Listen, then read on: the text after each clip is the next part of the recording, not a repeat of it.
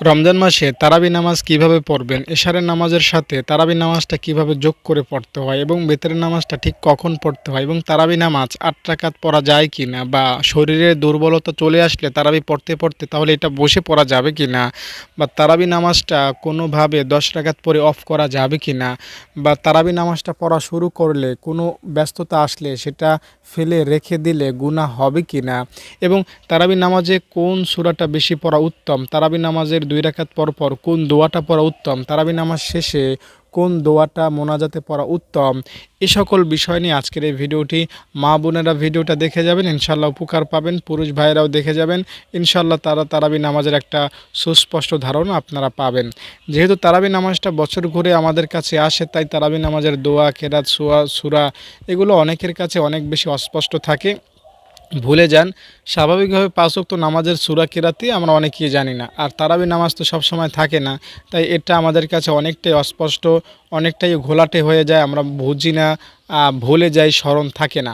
তো আজকের এই ভিডিওটি যদি আপনি দেখেন, ইনশাআল্লাহ আমি আপনাকে তারাবি নামাজ সম্পর্কে একটা পরিপূর্ণ ধারণা দিতে পারবো, এবং এশারে নামাজ, এশারে ২ রাকাত সুন্নত নামাজ, এশারে আগে ৪ রাকাত সুন্নত নামাজ, এশারে ৩ রাকাত বেতের নামাজ এবং ২০ রাকাত তারাবি নামাজ, এবং তারাবি নামাজের পরে আরও কোনো নামাজ আছে কি না, থাকলে সেটা কীভাবে পড়বেন, কখন পড়বেন, এই জাতীয় বিষয় নিয়ে বিস্তারিত আজকের এই লেকচারটি আপনি দেখতে থাকুন, ইনশাআল্লাহ অনেক বেশি উপকার পাবেন। দর্শক, তারাবি নামাজটা মূলত রমজান মাসের জন্য নির্ধারিত, অন্য মাসে পড়া যায় না, তাই রমজান মাসে এই নামাজটা পড়তে হবে। দ্বিতীয় কথা হলো, তারাবি নামাজের কোনো কাজা নাই, তাই রাতের বেলা যদি তারাবি নামাজ পড়তে না পারেন, মসজিদে জামাতে কিংবা ঘরে মা বোনেরা পড়তে না পারেন, তাহলে সেটা দিনের বেলা কাজা করার প্রয়োজনীয়তা নাই। তারাবি নামাজের সময় হলো এশারা নামাজের পর থেকে সুবে সাদেক পর্যন্ত, অর্থাৎ মসজিদে মাইকে যখন মুয়াজ্জিন সাহেবগণ বলেন যে আর সাহারি খাওয়ার সময় নাই, এখন সাহারি খাওয়া বন্ধ করুন, ওই সময় পর্যন্ত মূলত আপনি তারাবি নামাজটা পড়তে পারবেন। তবে উত্তম হলো রাত ১২টার আগেই তারাবি নামাজটা কমপ্লিট করা, তারাবি নামাজটা শেষ করা। তো এইটা হলো তারাবি নামাজের সময়, তারাবি নামাজের একটা লিমিটেশন, এই সময়ের মধ্যে আপনাকে তারাবি নামাজটা আদায় করতে হবে। এখন বলবো দর্শক, আপনি এই তারাবি নামাজের নিয়তটা কিভাবে করবেন। তারাবি নামাজের নিয়তটা আপনি এভাবে করবেন, আমি কেবলামুখী হয়ে ২ রাকাত তারাবির সুন্নত নামাজ আদায় করছি, আল্লাহু আকবার, এভাবে নিয়ত করে আপনি ২ রাকাত করে মোট ১০ সালামে ২০ রাকাত তারাবি নামাজ একসাথে আদায় করার চেষ্টা করবেন। তারাবি নামাজ আপনি যে কোনো সূরা কেরাত দিয়ে আপনি পড়তে পারবেন, ঠিক আছে। তারাবি নামাজের জন্য নির্ধারিত আলাদাভাবে কোনো সূরা সেট করা হয় না। তবে ৫ ওয়াক্ত নামাজের জন্য আপনারা হয়তো জানেন অনেকেই যে নির্ধারিত কিছু সূরা আছে, এই সূরাগুলো পড়তে হয়, ঠিক আছে। কোরআন শরীফের মধ্যে ২৬ নম্বর পারার মধ্যে সূরা হুজরাত নামে একটা সূরা আছে। এই সূরা হুজরাত থেকে সূরা নাস পর্যন্ত, কোরআন শরীফের একদম শেষ সূরা পর্যন্ত, এই মাঝখানে মনে করেন ৭০টির মতো সূরা আছে। এই ৭০টি সূরা দিয়ে নামাজ পড়াটা বেটার, উত্তম। সারা বছরের নামাজ এই ৭০টি সূরা দিয়ে যদি পড়েন, তাহলে এটা হবে আপনার জন্য অনেক সোয়াবের কাজ। এটা হাদিস থেকে বলছে, আমার বানোয়াট কথা না। এভাবে উলামায়ে কিরাম বলেন যে সূরা হুজরাত থেকে সূরা নাস পর্যন্ত মাঝখানের যে সকল সূরা কেরাত আছে, এগুলো দ্বারা ৫ ওয়াক্ত নামাজ পড়া উত্তম। এই সূরাগুলোর মধ্যেও আবার ভাগ আছে, যেমন ফজরের নামাজে সূরা হুজরাত থেকে নাসের মধ্যে এই কয়টা সূরা পড়া ভালো, আবার জোহর আসর নামাজে এই কয়টা সূরা পড়া ভালো, মাগরিব নামাজে এই কয়টা সূরা পড়া ভালো, এশারার নামাজে এই কয়টা সূরা পড়া ভালো। এরকম প্রত্যেকটা নামাজের জন্য আবার আলাদা নির্দিষ্ট সূরা আছে। ৫ ওয়াক্ত নামাজের জন্য যদি ৭০টা সূরা হয়, তাহলে এক ওয়াক্ত নামাজের জন্য মনে করেন ওই যে ১৫টা ২০টার মতো সূরা নির্ধারিত আছে। ওগুলো দিয়ে যদি আপনি নামাজ পড়েন ৫ ওয়াক্ত নামাজ, তাহলে সেটা হবে সোনায় সোহাগা, অনেকটা ভালো। তবে এই সূরা হুজুরাত বা ২৬ নম্বর পারার আগে যে সকল সূরা আছে, ১ নম্বর পারা থেকে ২৬ নম্বর পারা, অর্থাৎ কোরআন শরীফের সিংহভাগ, বড় একটা ভাগ, ২৬টা পারা, বড় বড় সূরা যেখানে, এগুলো দ্বারাও যদি আপনি নামাজ পড়েন, আপনার নামাজ কিন্তু হবে, কোনো কমতি হবে না সোয়াবে। তবে উত্তম অনুত্তম একটা বিষয় আছে, এই জন্য আপনি এইখান থেকে নামাজটা পড়ার চেষ্টা করবেন, সূরা হুজরাত থেকে। তো এটা বললাম আমি আপনাকে এজন্য যে নামাজের জন্য আলাদা আলাদা কিছু সূরা কেরাত ইসলাম নির্ধারণ করে দেয় যে এটা তুমি পড়ো, ভালো হবে। ওই নির্ধারিত সূরা কেরাত ছাড়াও আপনি অন্য সূরা পড়তে পারবেন, অন্য সূরায় যেতে পারবেন, আপনার নামাজের কোনো কমতি হবে না। কারণ আল্লাহ বলেছেন, তুমি নামাজে আমার কোরআন থেকে যেখান থেকে ইচ্ছা সেখান থেকে পড়ো, তোমার নামাজ আমি কবুল করব। ঠিক আছে?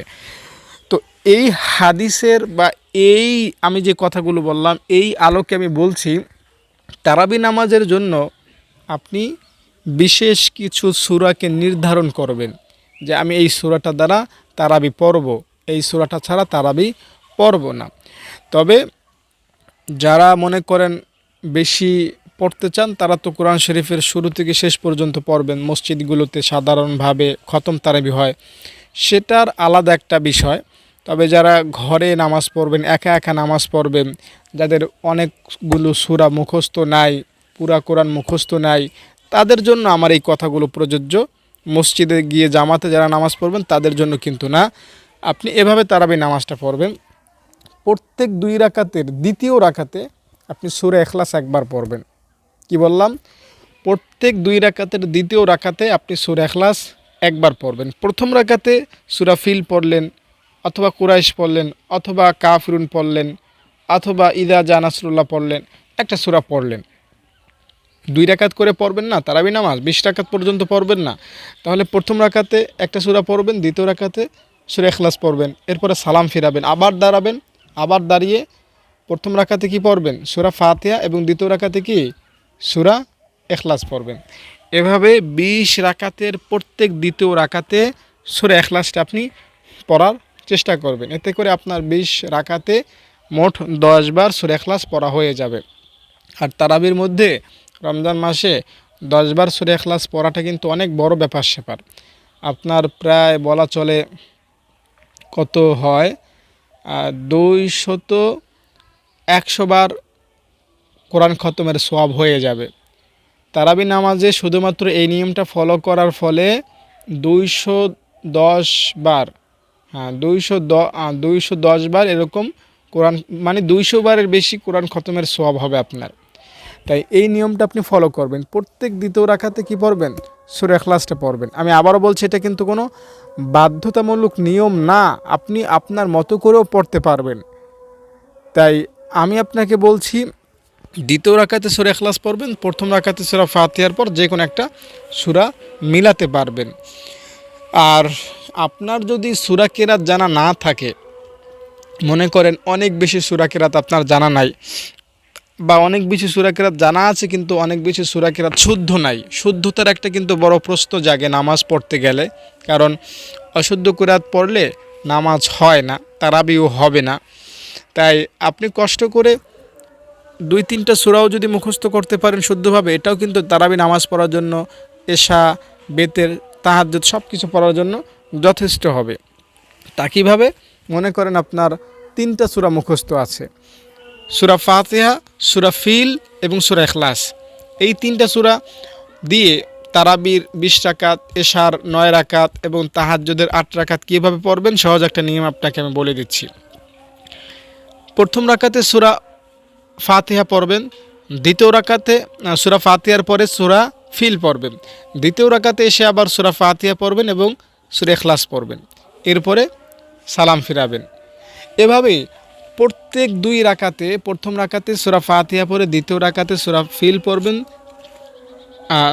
সূরা ফাতিহা পড়ে সূরা ফিল পড়বেন, দ্বিতীয় রাকাতে গিয়ে সূরা ইখলাস পড়বেন।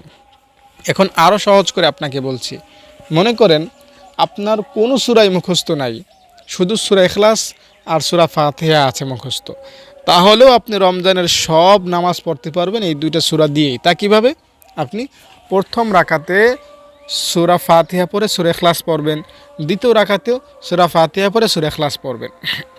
এভাবে 20 রাকাত তারাবি পড়বেন, এভাবে 8 রাকাত তাহাজ্জুদ পড়বেন, এভাবে এশারের 4 রাকাত ফরজ পড়বেন, এভাবে এশারের 4 রাকাত সুন্নত পড়বেন। প্রথম রাকাতে সূরা ফাতিহা এবং ইখলাস, দ্বিতীয় রাকাতেও সূরা ফাতিহা এবং সূরা ইখলাস। এভাবেও যদি পড়েন আপনার নামাজ হয়ে যাবে। তবে এভাবে পড়াটা অনুত্তম, এভাবে পড়া ঠিক না, ঠিক আছে? তবে ঠেকার কোনো মাসালা নাই, আপনি ঠেকায় পড়েছেন, শুদ্ধ কোনো অন্য সূরা মুখস্থ নাই, আপনি এভাবেও কাজ চালিয়ে যেতে পারবেন, ঠিক আছে? তাই আপনি এভাবেও ওই যে যদি মনে করেন অনেক ক্ষুধা লাগে, তরকারিতে লবণ হলো কি হলো না, তরকারি স্বাদ হলো কি হলো না, ওটা দেখার সময় থাকে না, খাওয়া যায়। তো ওভাবেই মূলত এই বিষয়টা এরকম, আপনি যদি 2টা সূরা বিশুদ্ধভাবে জানা থাকে তবুও কোনোভাবে পার পেয়ে যাবেন, সোয়াব ইনশাল্লাহ অনেক হয়ে যাবে। তো এভাবেও আপনি তারাবি নামাজটা আদায় করতে পারবেন। আরও অনেক বিষয় নিয়ম কানুন আছে তারাবি সংক্রান্ত, তো আমি সেগুলো আপনাদের সাথে শেয়ার করার চেষ্টা করতেছি। তারাবি নামাজটা আপনি এশারের নামাজের আজান হওয়ার পরপর শুরু করবেন যদি মা বোন হয়ে থাকেন, আর পুরুষ ভাইয়েরা মসজিদে জামাতের সহিত পড়ার চেষ্টা করব। মা বোনেরা সর্বপ্রথম এশারের নামাজের আগে 4 রাকাত সুন্নাত পড়বেন। যদি আপনাদের শরীর কুলায় তাহলে পড়বেন, শরীর যদি দুর্বল হয় তাহলে এই সুন্নাত নামাজটা ভুলেও পড়বেন না, বিশেষ করে রমজান মাসে। আমি আবারও বলছি, আমার কথায় কেউ ভুল বুঝবেন না, যেহেতু সামনে অনেকগুলো নামাজ আছে, তারাবি আছে, বেতের আছে, এশারের সুন্নাত আছে, পরে এশারে 4 রাকাত ফরজ আছে। তো এগুলো যদি পরেও আপনার শরীরের যথেষ্ট এনার্জি থাকে মনে করেন, তাহলে আপনি প্রথমে 4 রাকাত সুন্নাত পড়বেন, নতুবা পড়বেন না। এরপরে 4 রাকাত এশারের ফরজ নামাজ পড়বেন। ঠিক আছে, আমি কিবলামুখী হয়ে 4 রাকাত এশারের ফরজ নামাজ আদায় করছি, আল্লাহু আকবার। এরপরে 2 রাকাত কি পড়বেন? সুন্নাত পড়বেন। আমি কিবলামুখী হয়ে 2 রাকাত এশারের সুন্নাত নামাজ পড়ছি, আল্লাহু আকবার, হয়ে গেল। এরপরে আপনি তারাবি নামাজের জন্য প্রস্তুতি নেবেন।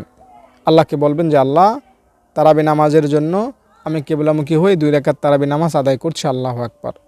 প্রথম রমজানে একটু ভালোভাবে বললেন, আল্লাহ আল্লাহ আমি তারাবি নামাজের জন্য তৈরি হয়ে গিয়েছি, আমি রমজানের প্রথম তারাবি পড়তেছি, আমাকে এভাবেই প্রত্যেকটা রোজায় তারাবি পড়ার সুযোগ দিও। আপনি একটু দোয়া দুরুদ আল্লাহকে বলে তারাবি নামাজটা শুরু করবেন। ওই যে হয় না, বড় একটা কিছু আয়োজন করলে একটা অনুষ্ঠানের ব্যবস্থা আমরা করি না, মিলাদ মাহফিলের আয়োজন করি, তো তারাবিটাকে কেন্দ্র করে আপনি একটু মিলাদ মাহফিল করলেন, নিজেকে নিজে নিয়ে আল্লাহ তাআলাকে বললেন যে আল্লাহ, তারাবিতে স্টার্ট করতেছি, আমাকে শেষ পর্যন্ত পড়ার সুযোগ দিও এবং প্রতিদিন পড়ার সুযোগ দিও। দুর্বলতা, অক্ষমতা, অসুস্থতা আমাকে যাতে ঘিরে না ধরে, সেজন্য আপনি কি করলেন, আল্লাহকে একটু বললেন। এরপরে 2 রাকাত নামাজ শুরু করলেন। 2 রাকাত নামাজ যখন হয়ে যাবে, আপনি নিরিবিলি বসে নবীজিকে সালাম দিবেন, নবীজির উপর দুরূদ পাঠ করবেন। ঠিক আছে, আপনি এইভাবে বলতে পারেন, আসসালাতু ওয়াসসালামু আলাইকা ইয়া রাসূলুল্লাহ, আসসালাতু ওয়াসসালামু আলাইকা ইয়া হাবিবাল্লাহ, আসসালাতু ওয়াসসালামু আলাইকা ইয়া রাসূলুল্লাহ, আসসালাতু ওয়াসসালামু আলাইকা ইয়া হাবিবাল্লাহ। মন থেকে, আমার তো সুর ওরকম ভালো না, আপনার সুর দিয়ে নবীকে স্মরণ করে একেবারে দিলের গহীন থেকে নবীজির উপর সালামটা পেশ করবেন। ঠিক আছে, আসসালাতু ওয়াসসালামু আলাইকা ইয়া রাসূলুল্লাহ, আসসালাতু ওয়াসসালামু আলাইকা, এভাবে না, সালামটা দিবেন একদম ভক্তি শ্রদ্ধার সহিত। আমাদের যখন বড়দের সাথে দেখা হয়, যখন আমার চেয়ে বড় কোনো ব্যক্তি আমার সামনে আসেন, তখন আমরা কিন্তু স্বাভাবিকভাবে সালামটা দেই না, আসসালামু আলাইকুম বলি না। বড় সম্মানিত ব্যক্তি, খুব কাছের একজন মানুষকে যখন অনেক দিন পর দেখা হয়, তো তখন সালাম দেওয়াটার একটা অ্যাকশনই আলাদা হয়। তো নবীজিকে আপনি সালাম দিতেছেন, তো অ্যাকশনটা একটু অন্যরকম করবেন, সুর দিয়ে ভক্তি নিয়ে সালাম দিবেন। আসসালাতু ওয়াসসালামু আলাইকা ইয়া রাসূলুল্লাহ। জোরে পড়ার দরকার নেই, আস্তে আস্তে পড়লেও নবীজির কাছে সালামটা পৌঁছে যাবে ফেরেশতাদের মাধ্যমে। তো নবীজিকে সালাম দিবেন, দুরূদ পড়বেন, এরপরে আবার নামাজের জন্য দাঁড়াবেন। 2 রাকাত তারাবি পড়বেন, আবার 4 রাকাত যখন হয়ে যাবে, আপনি আবার দুরূদ পড়লেন, বা একটা দোয়া আছে সুবহানাদিল মুলকি ওয়াল মালাকুতি, এটা পড়লেন। এটা পড়া জরুরি না, আপনি এটা পড়তে পারেন, অথবা আবারও নবীজির শানে দুরূদ পড়তে পারেন, সালাম পেশ করতে পারেন, বা একটু মোনাজাত করতে পারেন, একটু বিশ্রাম নিতে পারেন। এভাবে 2 রাকাত করে একদম শেষ পর্যন্ত 20 রাকাতে চলে যাবেন। এখন প্রশ্ন হলো, আপনি যদি তারাবি নামাজ পড়তে পড়তে ক্লান্ত হয়ে যান, মানে আর পারতেছেন না, তাহলে কি করবেন? আপনি ঘুমিয়ে যাবেন, দরকার নাই। আপনি মনে করেন 12 রাকাত পর্যন্ত পড়েছেন, 8 রাকাত রয়েছে, এই 8 রাকাতকে আপনি রেখে দেবেন সাহরির সময় পড়ার জন্য। যদি আপনার শরীর দুর্বল হয়ে যায় সেক্ষেত্রে কিন্তু, এমনিতে না, এমনিতে রাত 12টার আগে পড়ে ফেলবেন। আর যদি শরীরে না কুলায়, তাহলে সাহরির সময় আগে আগে উঠে এই 8 রাকাত তারাবি আগে পড়বেন, এরপরে বেতের নামাজ পড়বেন। ঠিক আছে, আর তারাবি নামাজটা শুরু করে যদি শেষ না করে আর নাই পড়েন, তাহলে স্বাভাবিকের চেয়ে বেশি গুনাহ আপনার হবে না। অনেকে এমনটা মনে করতে পারেন যে তারাবি শুরু করলাম, যদি শেষ পর্যন্ত না পড়ি তাহলে অনেক বড় অন্যায় হবে, অনেক বেশি ক্ষতি হবে। না দর্শক, তারাবি না পড়ার যে নির্ধারিত একটা গুনাহ, ওই গুনাহটাই হবে, এর বেশি কিন্তু হবে না। আর একটা বিষয় হলো, তারাবি নামাজটা আপনি অবশ্যই শেষ পর্যন্ত পড়বেন। প্রথম রাতে না পড়তে পারলেও শেষ রাতে এসে পড়বেন, এবং শেষ রাতে পড়ার পর আপনি তাহাজ্জুদের নামাজটাও আপনি পড়বেন। 8 রাকাত তাহাজ্জুদ নামাজ পড়ার নিয়ম, সেক্ষেত্রে আপনি 2 রাকাত হলেও তাহাজ্জুদ নামাজটা পড়বেন। এরপরে 3 রাকাত বেতরে নামাজ পড়বেন। তাহলে কি বললাম, প্রথমে এশারে 4 রাকাত সুন্নাত, এরপরে 4 রাকাত ফরজ, এর 2 রাকাত সুন্নাত, এরপরে 20 রাকাত তারাবি, এরপরে 2 রাকাত থেকে 8 রাকাত পর্যন্ত তাহাজ্জুদ, এরপরে 3 রাকাত বেতের। বেতের নামাজটা একদম লাস্ট ফিনিশিংয়ে আপনি পড়বেন। তবে যদি আপনার সময় না কুলায় সাহরির আগে বেতের নামাজটা নিয়মিত পড়া, তাহলে এটা আপনি কি করবেন, প্রথম রাতেই পড়ে ফেলবেন। এটা মা বোনদের জন্য। আর আমরা মসজিদে যারা কী পড়বো, বেতের নামাজ পড়ো, তারা তো জামাতেই পড়ে আসবো। তো এটা হলো রমজান মাসের নামাজের একটা খোলাসা সংক্ষিপ্ত নিয়মকানুন। আশা করি দর্শক আপনারা এভাবে তাহাজ্জুদ, তারাবি, এশারের নামাজগুলো পড়বেন এবং আল্লাহ তাআলার খুশি অর্জন করবেন। জানেন আপনারা, আমার মাদ্রাসার ছাত্রীরা রমজান মাসে ইফতার এবং সাহরি এখানে খাবেন, তারা ফ্রি থাকা খাওয়া সব কিছু করেন। এটা আমি সারা বছরই করে থাকি। তো আপনারা যদি আমার ছাত্রীদের ইফতারের ব্যবস্থা করে দিতে চান, অনেক ছাত্রীরা আমার খুশি হবেন, ইনশাআল্লাহ আপনাদের জন্য দোয়া করবেন। আমার 5 রমজান পর্যন্ত ইফতারের ব্যবস্থা হয়েছে। এর পরের রোজাগুলোতে যদি কেউ ইফতার দিতে চান আমাকে ফোন করবেন। বেশি দিতে হবে না, আপনার সাধ্য যতটুকু, 1 কেজি খেজুর বা একটু সামান্য দিয়েও যদি সাহায্য করেন, এটাও আমাদের জন্য অনেক কিছু হবে। তাই আপনাদের কাছে দাবিটা রইল। ভালো থাকেন আপনারা, সুস্থ থাকেন, নিরাপদে থাকেন। আসসালামু আলাইকুম।